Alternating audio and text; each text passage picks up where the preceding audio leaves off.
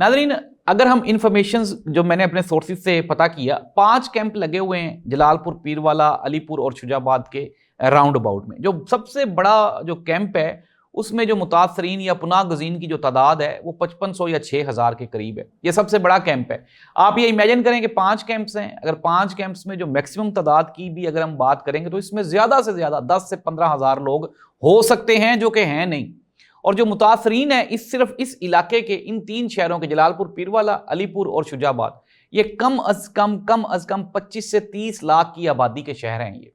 और इन 25 से 30 लाख लोगों में से हुकूमत वक्त जो है वो 7,000 लोगों को रिलीफ कैंप्स में रख के ये साबित करने की कोशिश कर रही है कि हमने सैलाब से निपट लिया है, हमने हालात पे कंट्रोल हासिल कर लिया है। नाज़रीन, अब जिस भी मिनिस्टर से, जब PMLN के किसी भी वजीर से कोई चीज़ इंक्वायर की जाती है तो वो आगे से वीडियोस दिखा देते हैं, देखें जी यहाँ पे मरियम औरंगजेब साहबा बैठी हुई हैं, मौजूद हैं। भाई, आपके बैठने से, आपके मौजूद होने से क्या सैलाब की तबाहकारियाँ ख़त्म हो जाएंगी?